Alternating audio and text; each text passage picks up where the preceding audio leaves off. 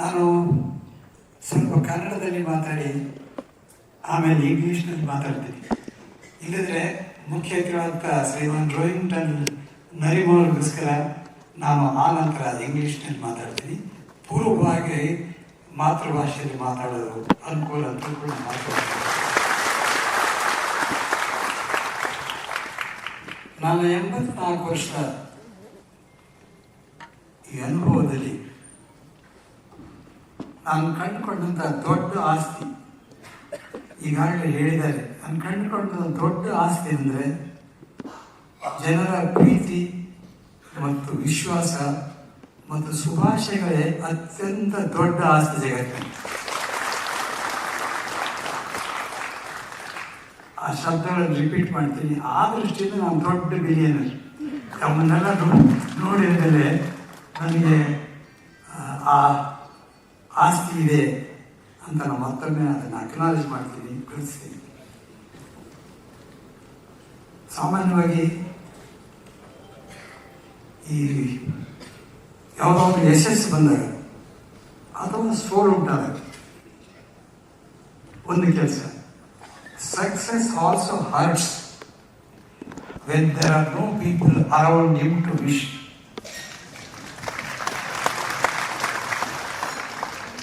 Failure also is beautiful when there are people around him to support. ಈ ದೃಷ್ಟಿಯಲ್ಲಿ ನಾನು ಬಹಳ ಫಾರ್ಚುನೇಟ್. ಎಲ್ಲ ಕಾಲದಲ್ಲೂ ಎಲ್ಲ ಸ್ಥಿತಿಯಲ್ಲೂ ನನಗೆ ವಿಶ್ ಮಾಡ್ತಕ್ಕಂಥ ನೀವೆಲ್ಲ ನನ್ನ ಜನರಲ್ಲಿ ಉದಿಲ್ಲ, ಅದು ಬಹಳ ಸಂತೋಷ ಕೊಡ್ತಕ್ಕಂಥ, ಸಮಾಧಾನ ಕೊಡ್ತಕ್ಕಂಥ ಒಂದು ವಿಷಯ.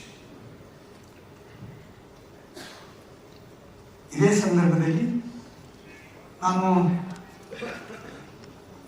ಈ book release function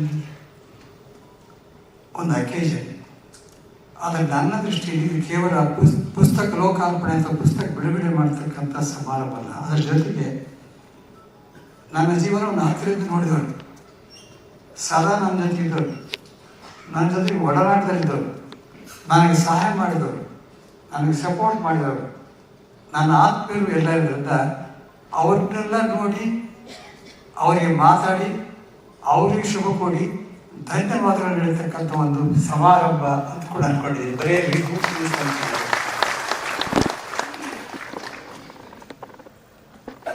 Why this autobiography? There are 2 biographies in English already and me. There are 3 autobiographies in Kannada.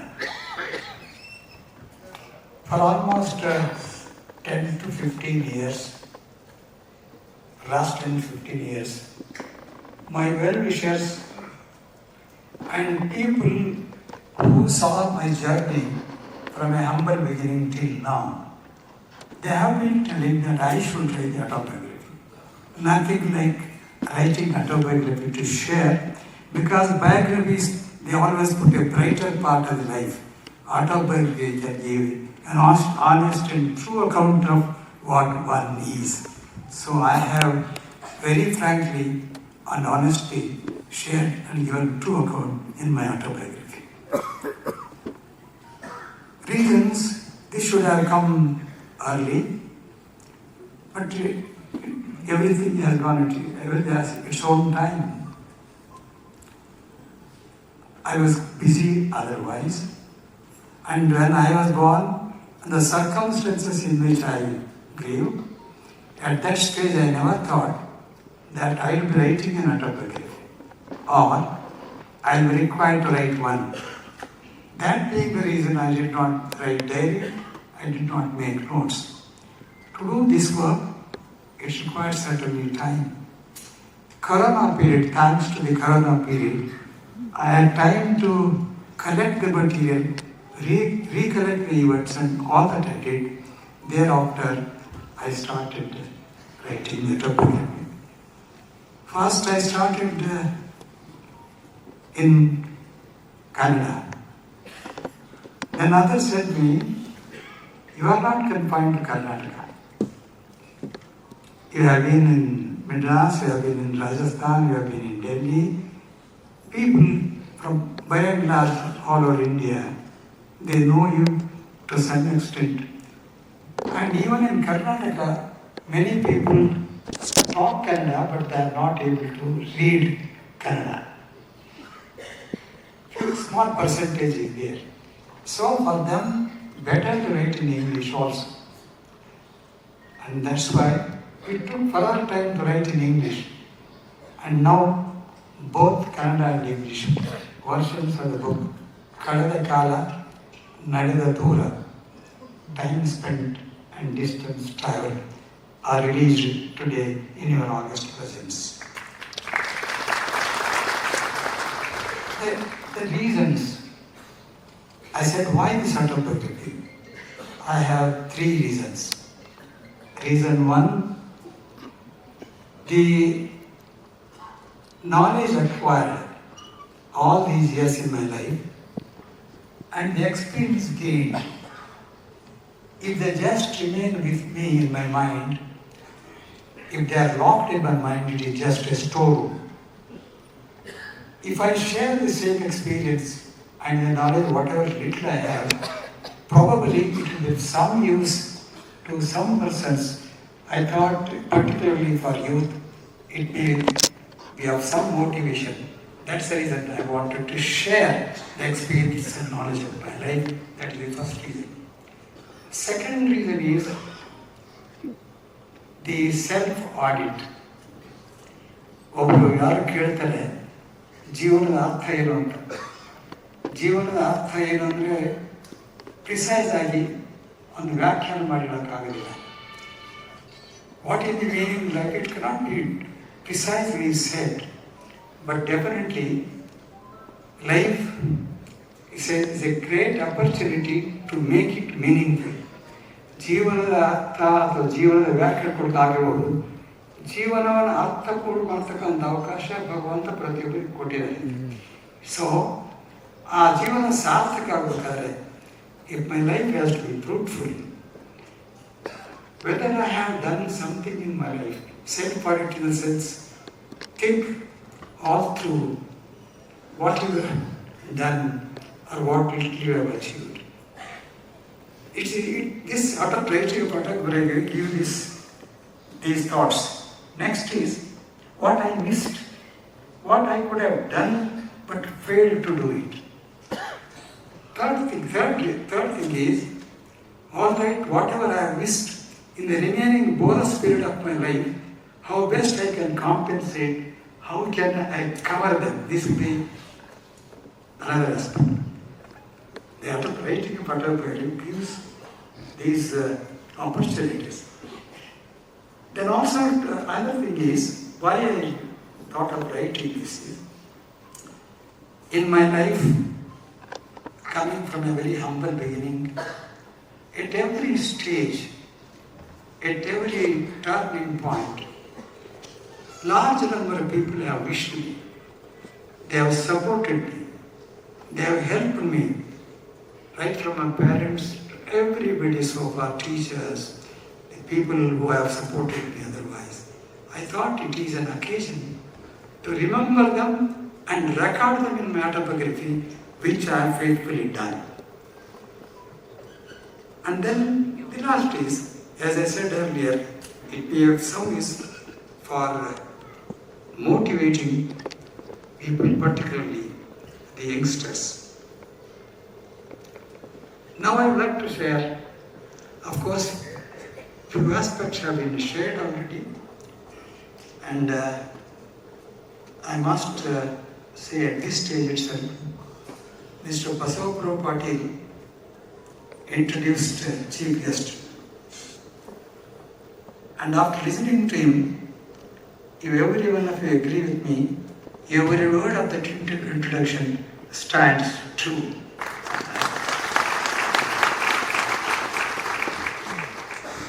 We have listened to him, and perhaps he has been very generous to me. He has been talking. Now I'll share from the autobiography and certain instances which I consider them important and necessary As was already said, I lost my mother when I was 2 years old.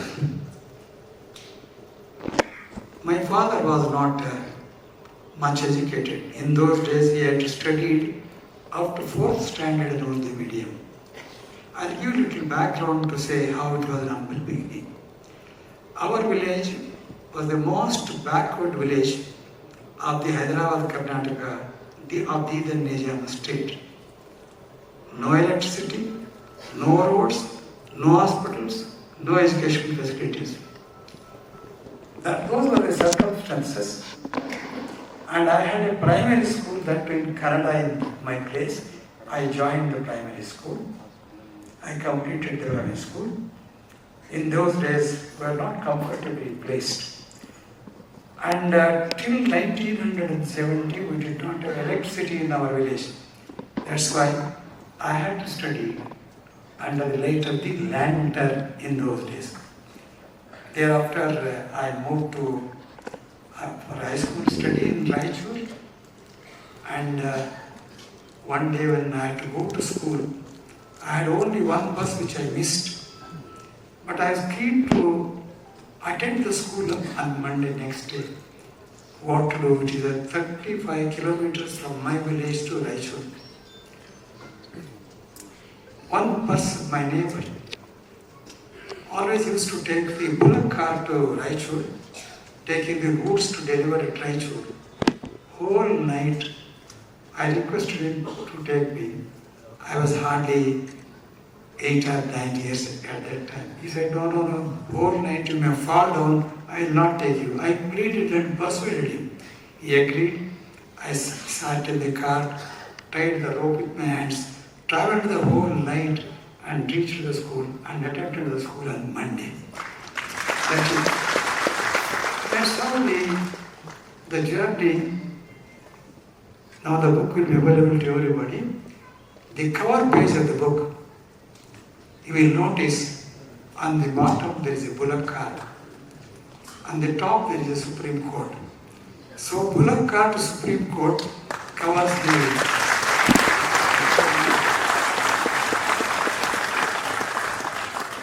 time spent and the distance travelled.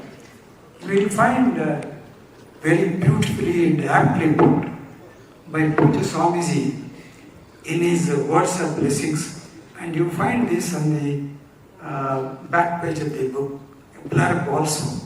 He has referred to it.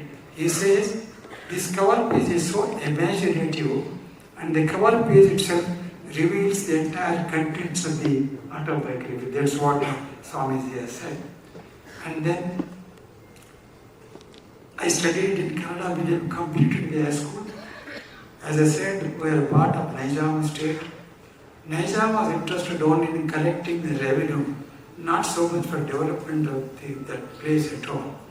Result was, for that Hyderabad, Karnataka, called Gulbarga division, 3 districts, Gulbarga, Raichur and Bidar. There was only one intermediate college, that's equivalent to PUC at Gulbarga. No college at Raichur. Essentially, I had to go to take admission in that college.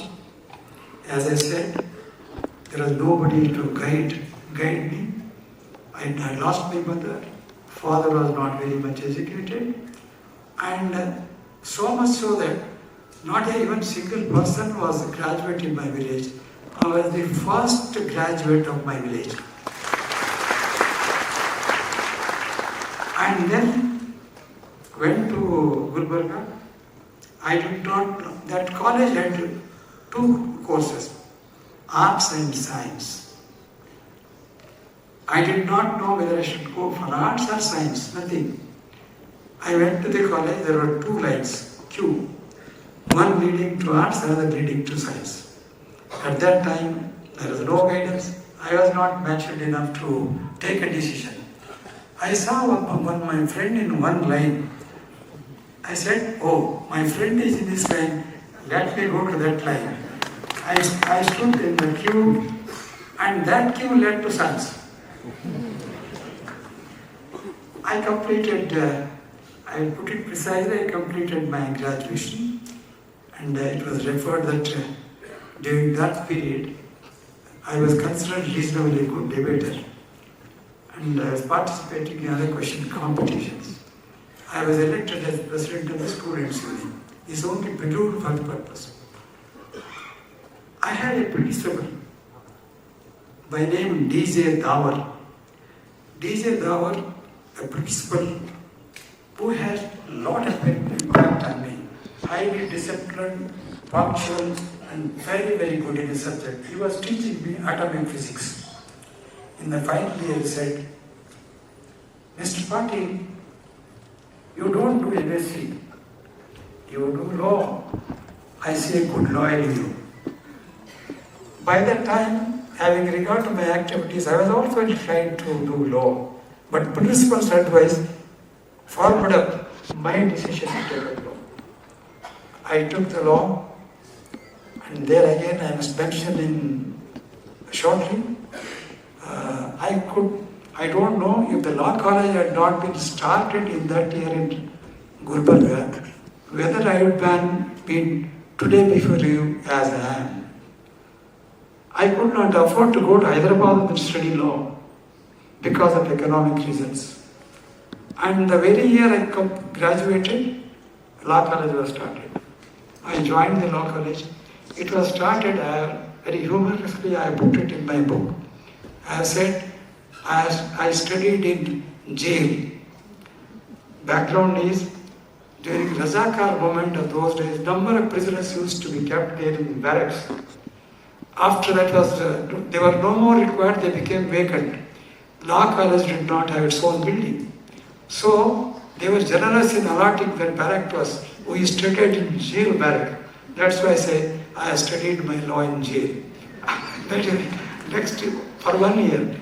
Thereafter, my good fortune, I was the student of the first batch of that college. I got an occasion to become honorary principal of the same college when I was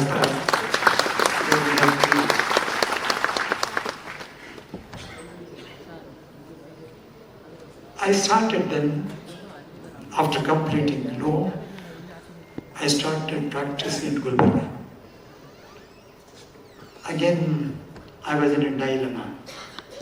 My native district is Raichur, but I studied all through from PUC to law at Gulbarga. I was well acquainted to the people there. So should I start practice at Raichur or Gulbarga was my dilemma. At that time, I decided to start practice at Gulbarga by the advice of Puja Doddappa of Gulbarga. And I practiced for 17 years at Gulbarga. And 2 instances I quote during my practice at Gulbarga. There was one poor lady, after death of her husband, share was denied to her. Ultimately, a suit for partition and separate position was to be filed. That lady was so poor, torn, sorry, I could see her from in my chamber. She was talking to my juniors. I called her and said, you don't pay any fees. I work freely. In a suit for partition, relationship was admitted. It was ancestral property admitted and no great argument was required with these two admissions. We succeeded. That lady prayed, ನಿಮ್ಮ ಒಳ್ಳೆಯದಾಗಲಿ, ನಿಮ್ಮ ಮಕ್ಕಳಿಗೆ ಒಳ್ಳೆಯದಾಗಲಿ, ನಿಮ್ಮ ಮನೆಯವ್ರಿಗೆ ಒಳ್ಳೆಯದಾಗಲಿ ಅಂತ ಬಹಳ ಭಾವನಾ ಪರವಶವಾಗಿ ಹೇಳಿದರು. Thereafter, when I became Chief Justice of the High Court of Rajasthan, came to Bangalore, there was a felicitation to me. In that function I said, I am conscious and I know there are persons who are more competent. There are persons who are more hardworking. If I have got a chance of becoming Chief Justice of one High Court, it is not my hard work alone, it is not my competency. There is something called divine grace. I I have believed all through. It's not my statement, it is experience of life.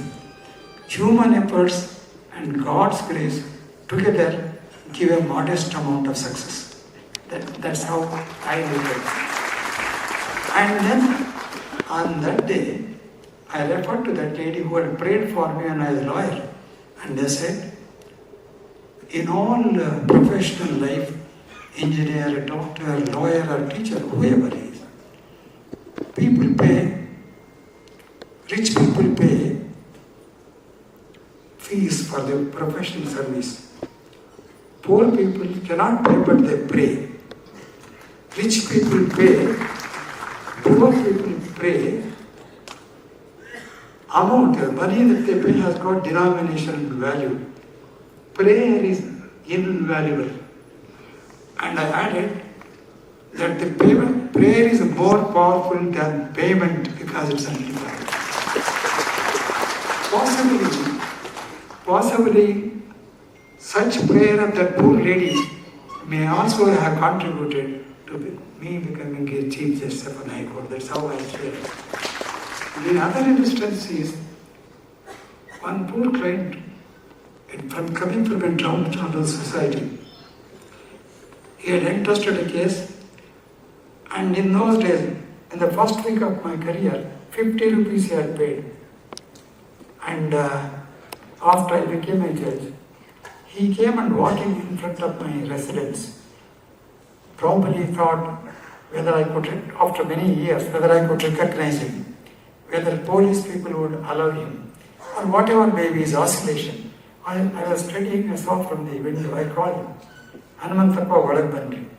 He came, I talked to him. ಏನು ಹೇಳಿ ಅಂದೆ? ಏನಿಲ್ಲ sir, ನಾನು case ಕೊಟ್ಟಾಗ ನೀವು ಲಾಯರಿದ್ದೀರಿ, ಈಗ judge ಆಗಿದ್ದೀರಿ, ಹೆಂಗೆ ಕಾಣ್ತೀರಿ ಅಂತ ನೋಡಕ್ ಬಂದೀನಿ.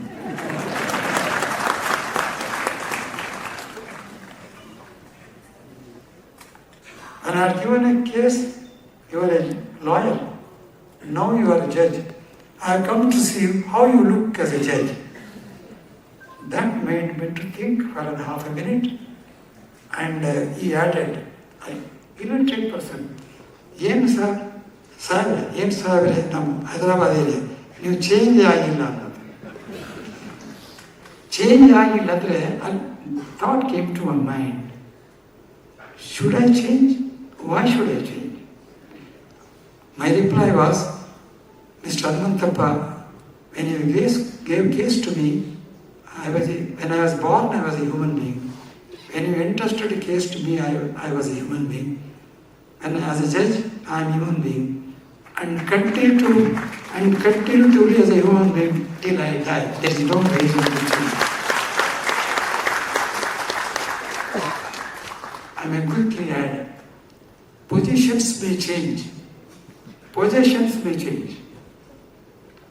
But the human relations and human values should ever remain unaltered. That's where, and then I had fortunately a lot of work. I had built a nice house, built up good practice. There was recognition from all over. In 1978, there was an All India Lawyer Seminar in 1978, December in Lalbagh. Lawyers from our area, I was practicing at Gulbarga. 15-20 lawyers from that area who had come to participate.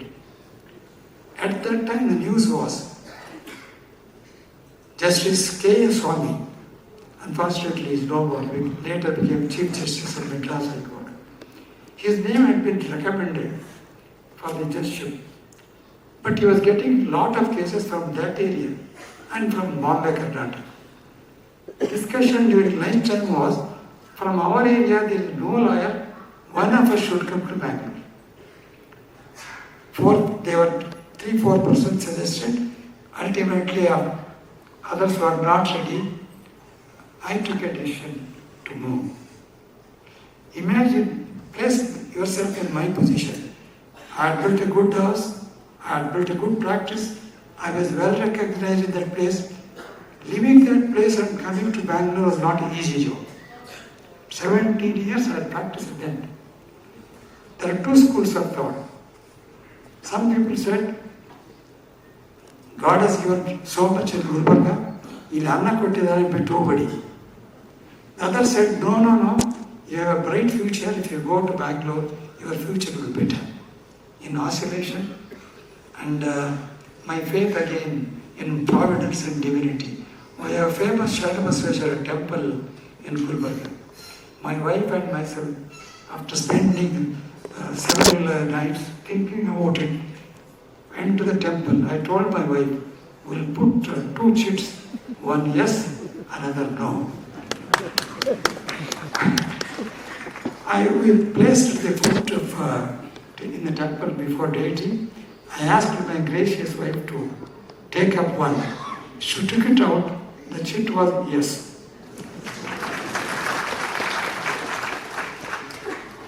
And that yes, no more thinking.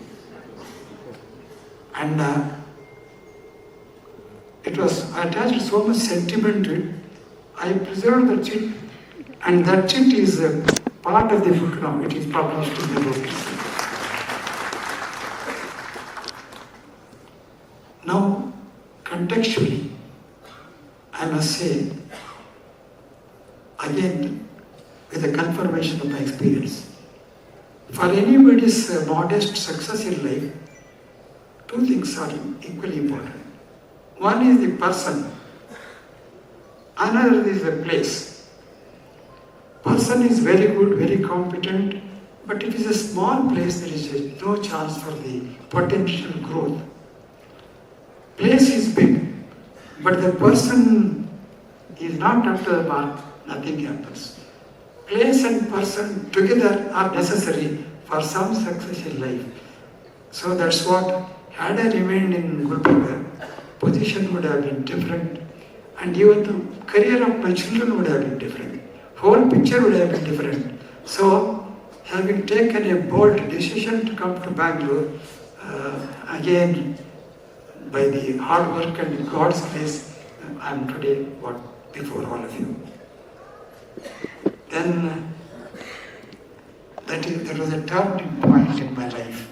Great turning point of leaving Gulbarga and shifting to Bangalore. And rest of it, I am before you, everybody knows.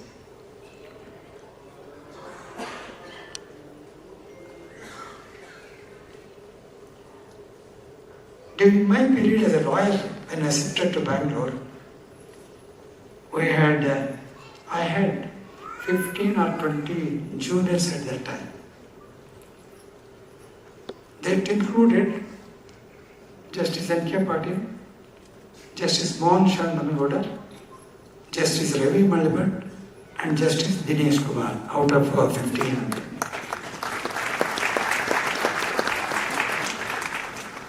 With reference to Justice Dinesh Kumar, I have something to state. His father was a Munsip magistrate. In those civil judicial divisions were called Munsip magistrate. In Gulbarga district, Alam Taluk, he was a Munsip magistrate. My first case, I joined bar on 25th of July. I'm so lucky, my good friend gave a case to me to file a suit for perpetual injunction. 31st of July, if I remember correctly, because I have not noted down, as far as possible I will recollect it. I went, filed a suit and sought for a temporary injunction. Temporary injunction was granted. For a young lawyer of one week standing, what a great joy and success to celebrate. And that judge was none other than father of Justice Dinesh Kumar Srinivasan. And when he came later, I appeared before him in a number of matters as a lawyer. He came to Bangalore, Srinivasacharya. He retired as a district judge. And meanwhile, Dinesh Kumar completed law. One day, Srinivasacharya came along with, and that's how the life gets related. Dinesh Kumar joined, then Dinesh Kumar is before you. Now he is going to be Chief Justice of Karnataka. I congratulate him. And look at what I use this occasion to congratulate and wish well our Chief Justice Prasanna Varle, who is going to Supreme Court as a judge. I wish on behalf of all of you and congratulate both of them. And I must add here, Chief Justice Varle, Karnataka High Court has been lucky. Many Chief Justices have come here, they have gone to Supreme Court. You are one of them.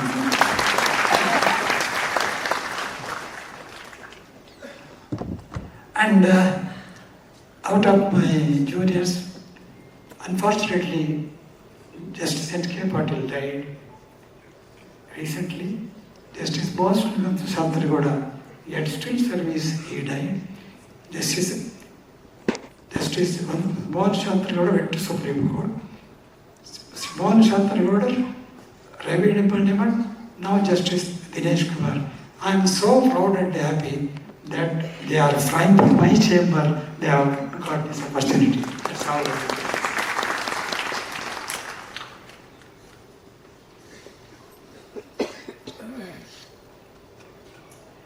Just now I would like to, I was not yet to hear Swamiji.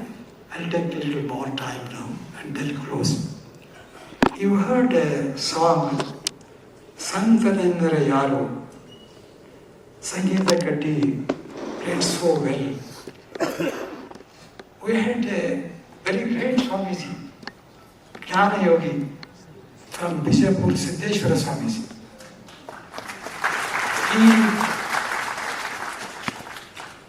He died on 2nd January last year.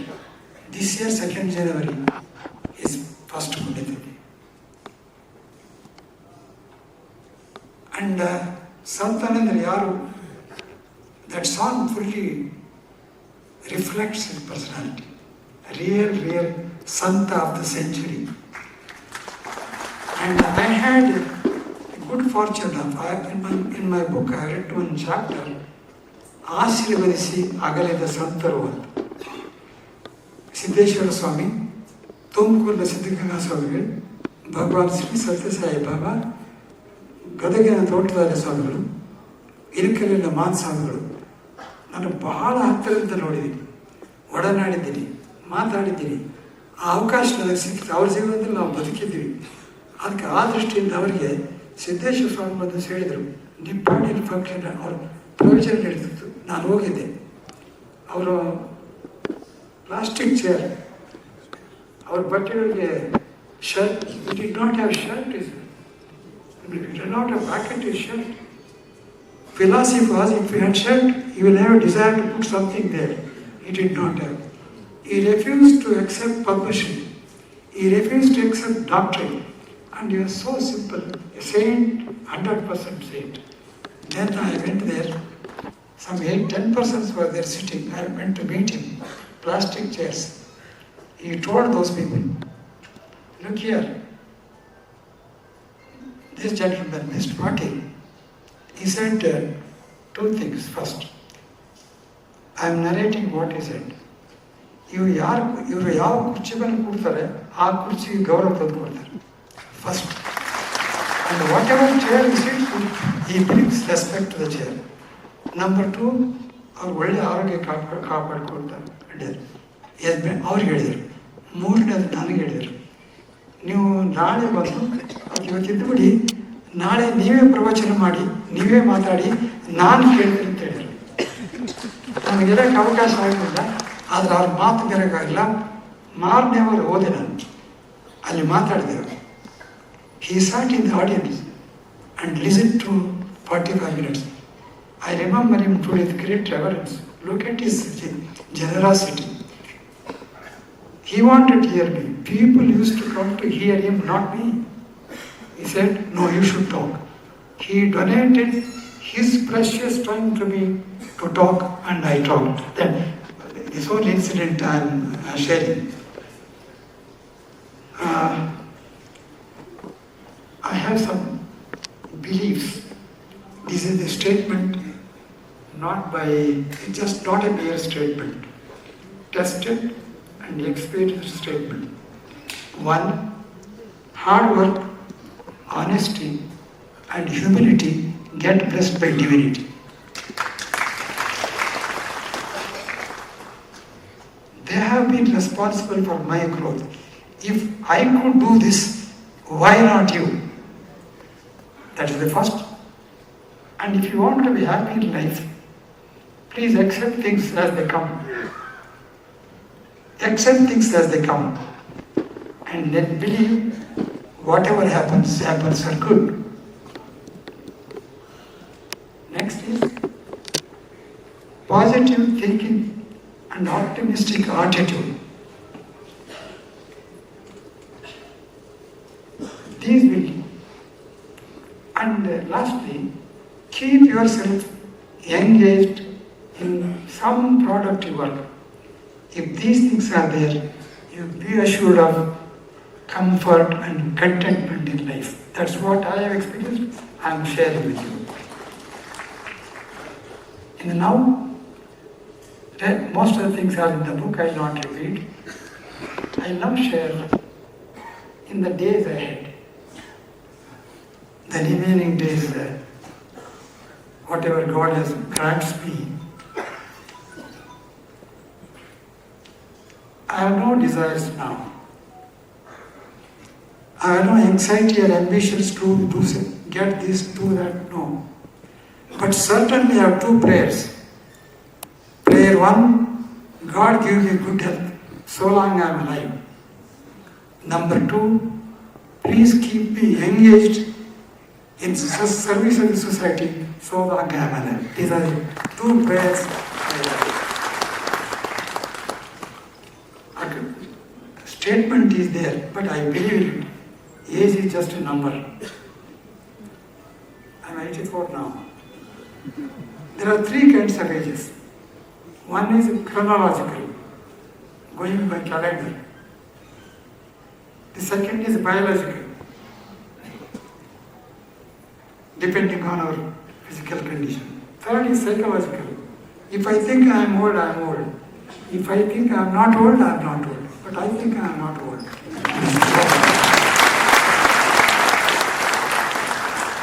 The reason is I have enthusiasm,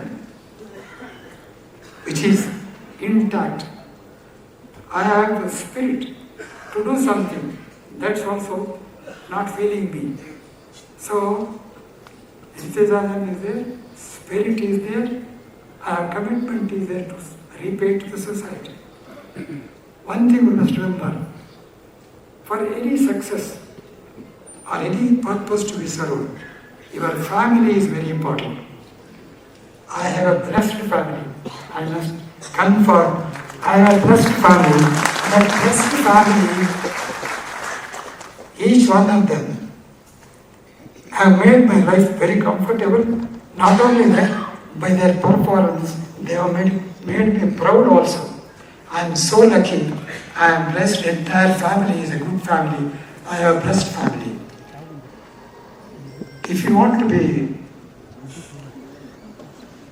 useful and meaningful and successful as well, what we should remember is contentment at home and compassion in public life. Contentment at home and compassion in public life both are necessary.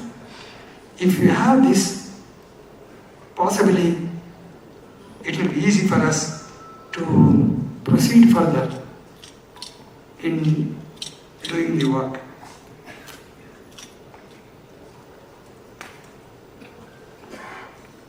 And to conclude, without taking more time now, I would say, I am blessed, I am happy, I am peaceful, contented. In the remaining days, I will do whatever best I can do to remember all those who have helped me. And if I can be of some use to them, I will certainly do. In my bringing out the autobiography, there are persons who have, it would not have been possible for me alone to complete this work. I have persons who have very ably assisted. In Kannada ಕಳೆದ ಕಾಲ ನಡೆದ ತೋರಬರುವಲ್ಲಿ ಇಲ್ಲಿ ಹಿರಿಯರು ಮತ್ತು ಹಿರಿಯ ಸಾಹಿತಿಗಳಾದ ಗೋರೂರು ಚನ್ನಬಸಪ್ಪರು ಇದ್ದಾರೆ, ನಾನು ಮುಂದಿದ್ದಾರೆ. ಅವರು ಇಡೀ ವಯಸ್ಸಿನಲ್ಲಿ ಅದನ್ನು 2 ಸಾರಿ ಓದಿದ್ದಾರೆ. ವಾಕ್ಯಗಳೆಲ್ಲ ಅಕ್ಷರ ಸಹ 2 ಸಾರಿ ಓದಿ ತಿದ್ದು ಕೊಟ್ಟಿದ್ದಾರೆ. ಅದಕ್ಕೆ ಪೂರಕವಾಗಿ ಸಹಾಯ ಮಾಡಿದಂಥವರು ನಮ್ಮ ಧರ್ಮಗೌಡರು ಮತ್ತು ಅಮರೇಶ್ ಯಾತಕಲವರು ಸದಾ ಕಾಲಿದ್ದಾರೆ. ಪೂರ್ವಭಾಗಿಯಾಗಿ ಮೋಹಿನಿ ಮುಂಚಾಡಿಯವರು, ರೋಹಿಣಿ ಮುಂಚಾಡಿಯವರು ಮತ್ತು ಪ್ರಶಾಂತ್ ರಿಬ್ಬನ್ಪೇಟೆ ಅವರು ಈ ಕೆಲಸದಲ್ಲಿ ಸಹಾಯ ಮಾಡಿದ್ದಾರೆ. ಅವರಿಗೆ ನನ್ನ ಕೃತಜ್ಞತೆಗಳು. English version time spent and distance travel ಮಾಡುವಾಗ ಅದನ್ನು ಎಡಿಟ್ ಮಾಡಿದವರು ಸಂಧ್ಯಾ ಅವರು ಇಲ್ಲಿದ್ದಾರೆ. ಅದರ ಜೊತೆಗೆ MC ಪ್ರಕಾಶ್ ಅವರು ಮತ್ತು ರಿಬ್ಬನ್ಪೇಟೆ ಇದರಲ್ಲಿ ಎಷ್ಟೋ ಇಂಡೈರೆಕ್ಟ್ ಸಹಾಯ ಮಾಡಿದ್ದಾರೆ. ಆ ಪುಸ್ತಕಗಳು ಹೊರತರಬೇಕಾದ್ರೆ these people have been of a great support and help to be. I acknowledge and thank them for their valuable assistance. ನಾನು ಏನಂದರೆ ಭಾಳ ಬೇಕಾದಲ್ಲಿದ್ದೀರಿ. ಲೋಕಾಯುಕ್ತ BS ಪಾಟೀಲ್ ಇದ್ದಾರೆ. 10 ಕಮಾಂಡ್ಮೆಂಟ್ಸ್ ಬಗ್ಗೆ justice Rohit mentioned. Justice B.S. Patil was the chairman of the Judicial Academy. He one day came home and said, "You please come and speak in the Judicial Academy." I said, in Judicial Academy, people are giving lectures on transfer of property, contract, all subjects. Those judges who are recruited, they have already studied law, they have practiced for some time, precedents are there, court experience are there, all that is available. I do not want to deliver one more lecture as an extension lecture, but I will speak something different. If you permit me, I'll say, I'll speak on a subject, how to be a good judge. That was the topic. And as a result of that, these 10 commandments have come. Justice Patil is here in Federal. That's what I said. I mean, we have Upulak Justice Padindra. He has been always talking positive. Working. I have Justice Banur, but Justice Karpaganam is here. I must, my speech cannot be complete without mentioning to him. He was a judge sitting with me in Madras High Court way back in 96. He is also ardent devotee for Bhagavan Sathya Sai Baba. I am too. From 1996 till today, every Thursday he calls me without fail, saying, "Today is Thursday." And we have so many instances sitting together. I have shared for want of time, I don't want to give the details. Justice Banur Bhatti is there. And practically I know by name at least 30% of the audience. Excuse me, I will not be able to take the names of all, but take it from me, Mr. Shani Prakash Patil, ministry is here. And the old friends are there. If I have not taken the names, you please think that I have every respect for you, with respect to persons whose names I have taken. So, I finally thank you all for this gracious presence, making my life very, very useful. This gives me a further impetus.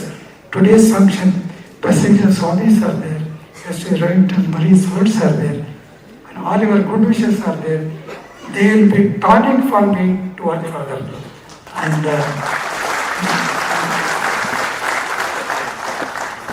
I thank them, Justice Remington Harriman, that having come over all the way, and Swamis is for blessings. And I should thank all of you. I not only thank just for your presence, I thank you for one good reason. You have donated your valuable time to listen to me. Thank you for your patience with me. Thank you.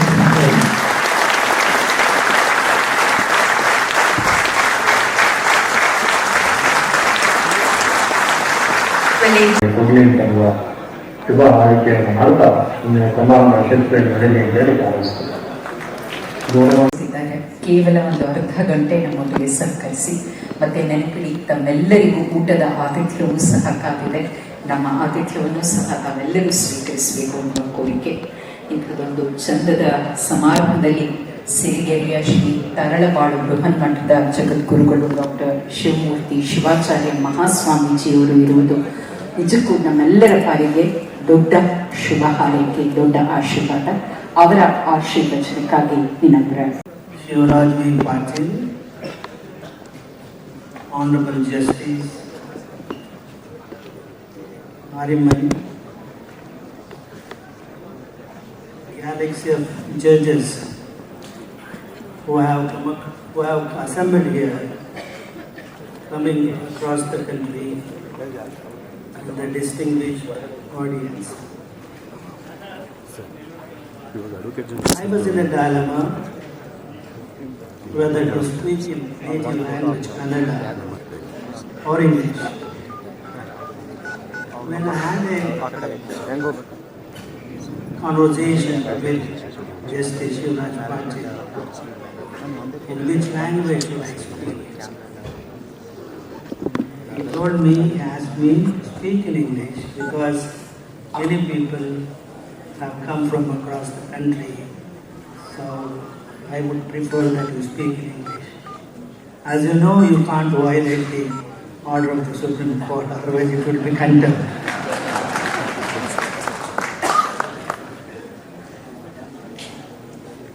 I was just, when I looked at the dais and also the invitation,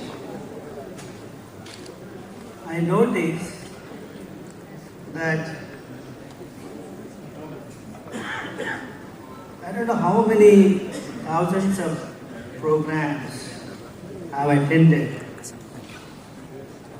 for more than 4 decades now. Endless, countless public functions. But this is the only function I have, for example, this is the only first program where I notice that there is no chair for politicians on the dais.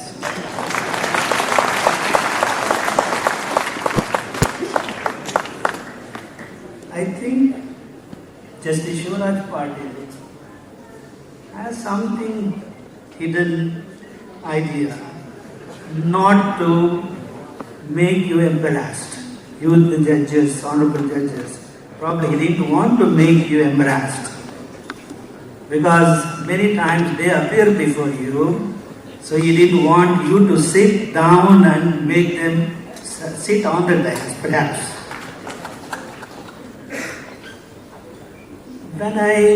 This is the first time that I'm introduced to former Judge, High Supreme Court Judge Nariman. I was just thinking his name, I was splitting his name into two, Nari and Man.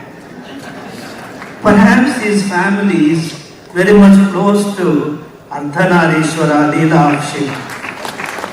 You know, Nari and Man, right? I don't know whether there is something connected with the Ardhanarishwara Leela of Ishwara. Well, we had annual sports for our students in our Mata schools and colleges. There are nearly 50,000 students studying in our schools and colleges. And we had organized annual sport for the final competitions during the last week of December. There were nearly 2,000 players, our students.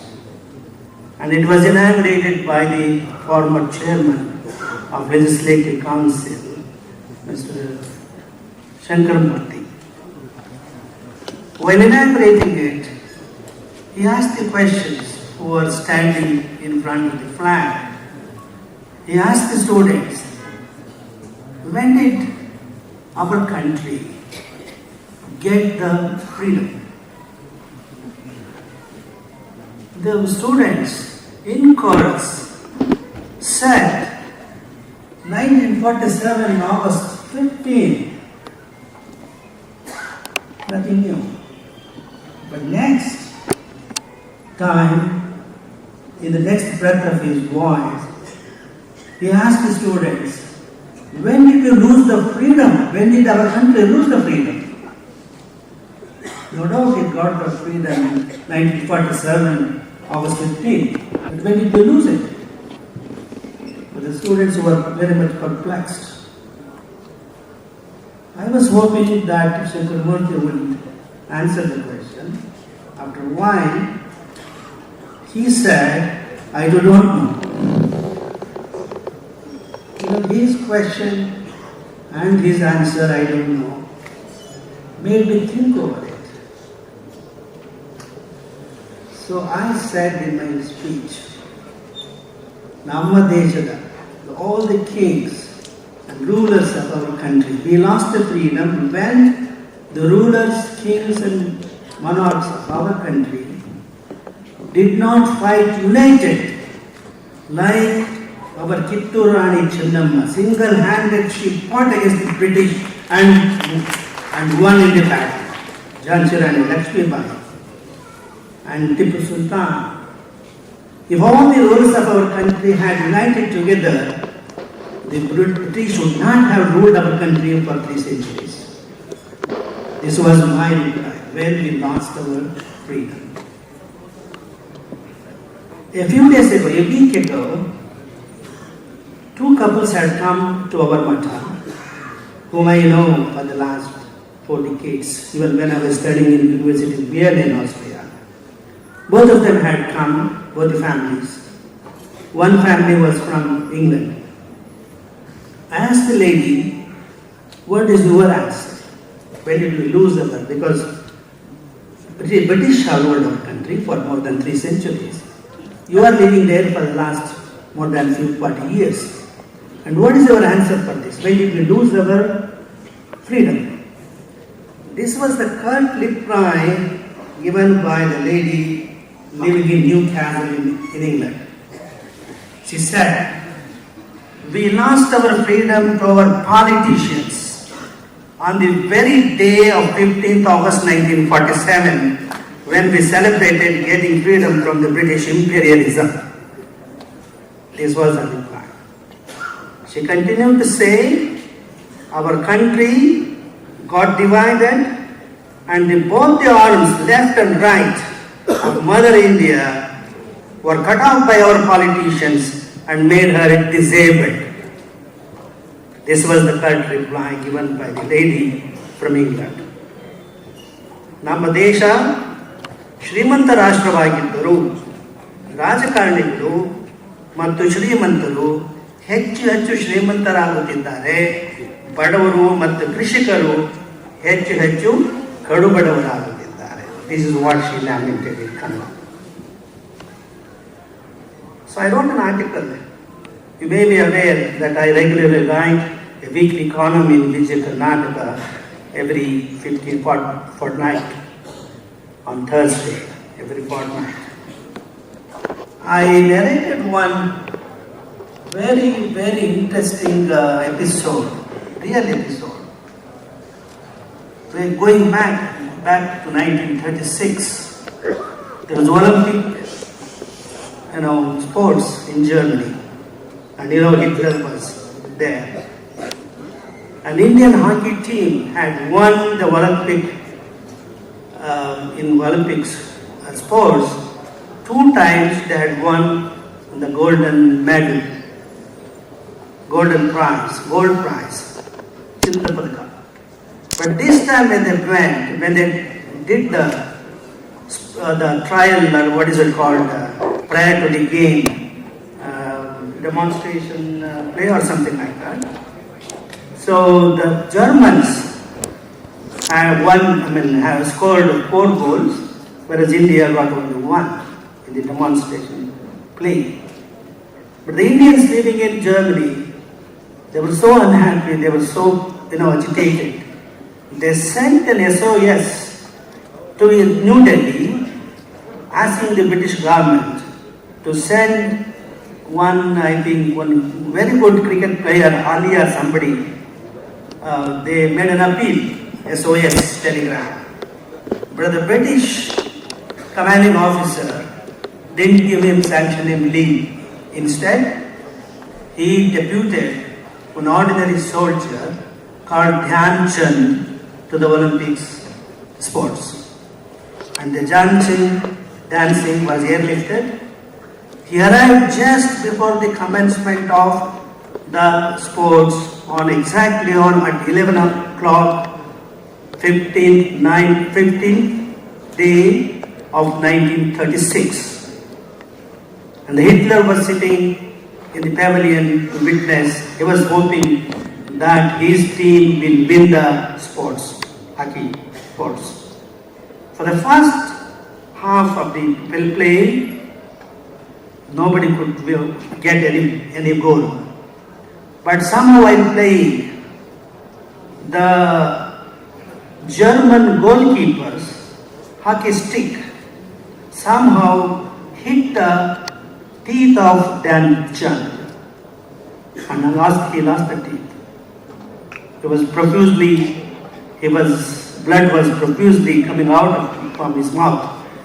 He was taken to pavilion, but he didn't lose courage. He again came back to the cricket field, to the hockey field, and continuously he scored 3 goals at a stretch. 1936, remember. At that time, the Hitler, he got up from his seat and went away. By the end of the day, the Indian hockey team scored 8 goals, 8-1, and won the cricket match in a majority, 8-1, right? It was a glorious time. In the evening, Hitler called for the Dhyan Chand.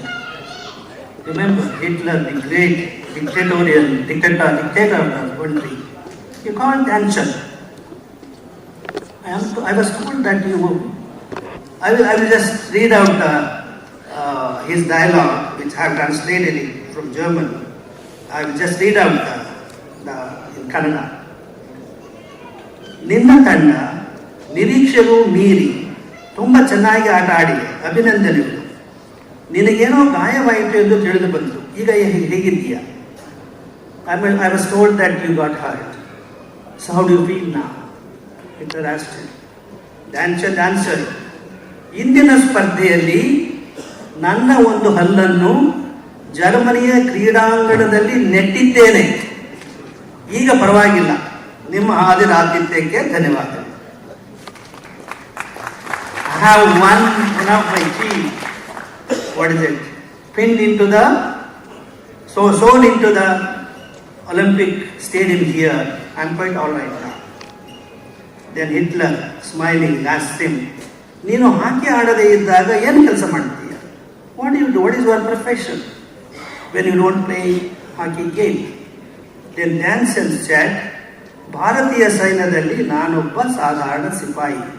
I am only an ordinary soldier in Indian Army.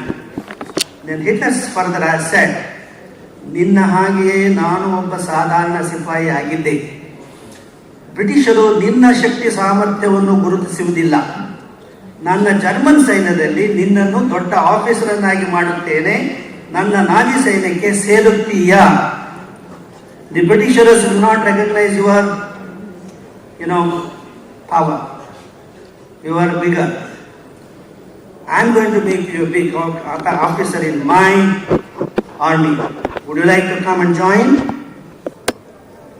Then the Nazi army were looking at the face of Dhyan Chand, hoping that he would join. He would nod his head.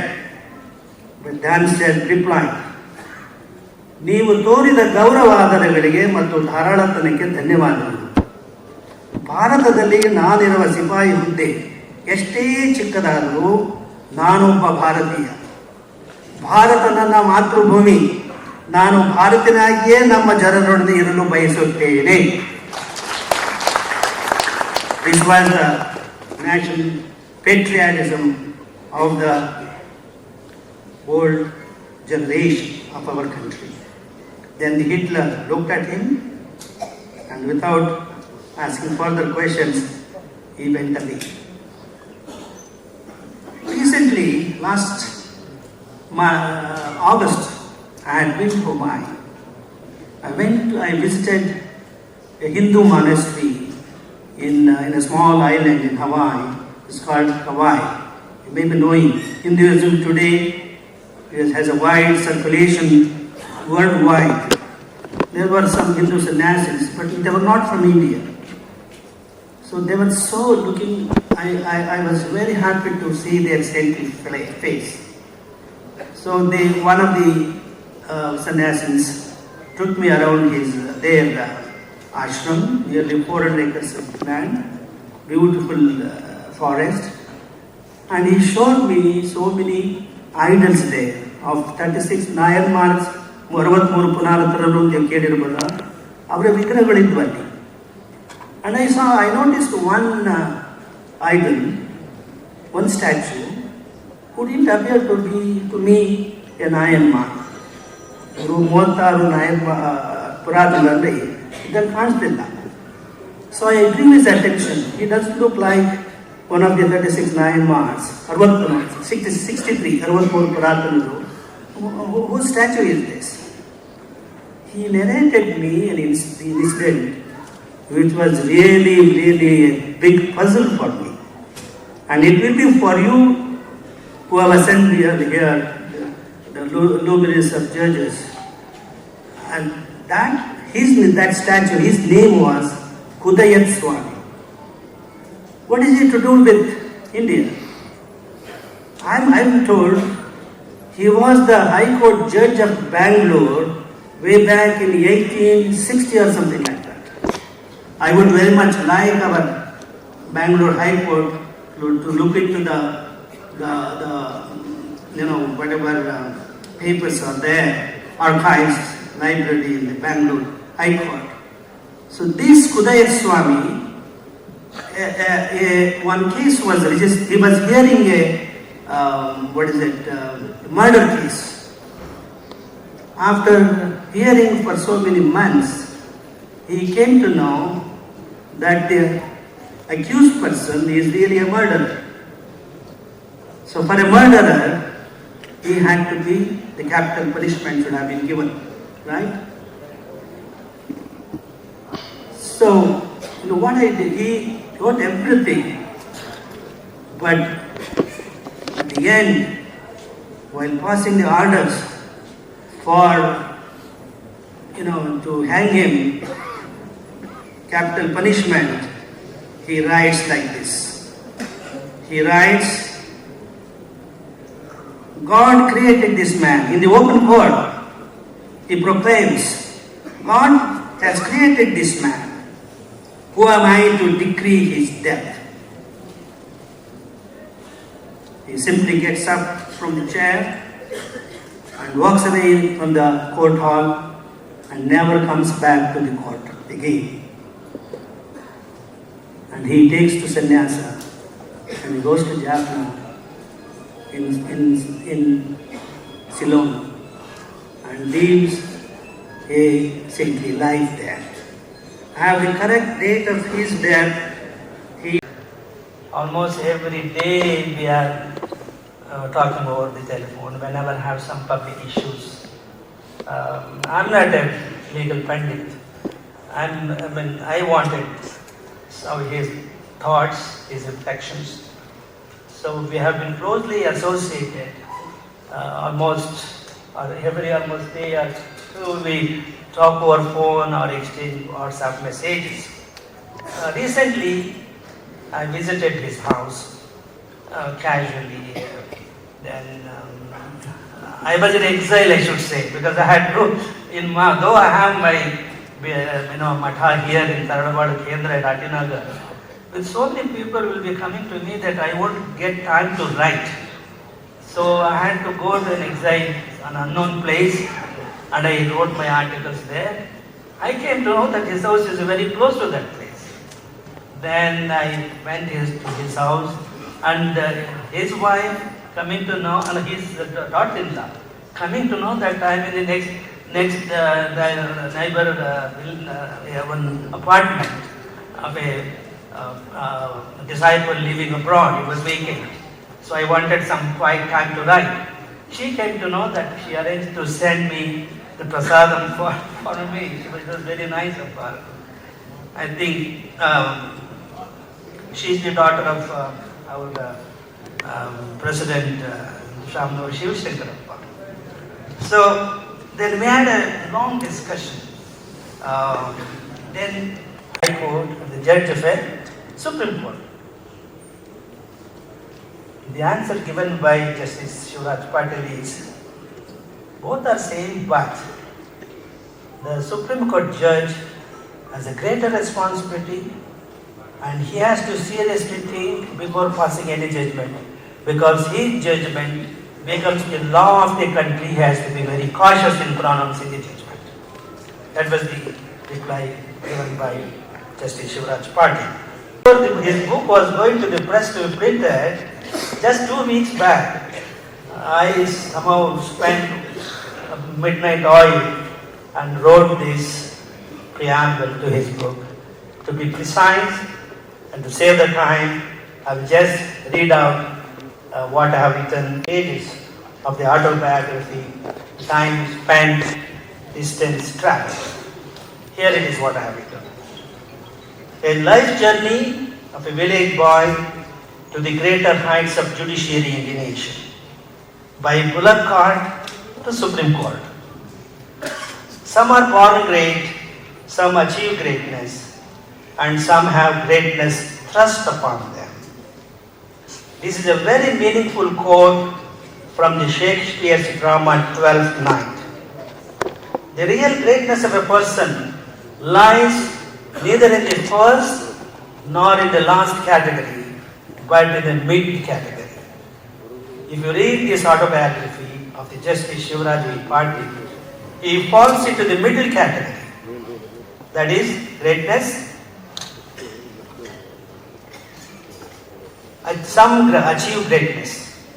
He has achieved greatness not by birth or position, but by hard work and determination while experiencing poverty and sufferings in his childhood days.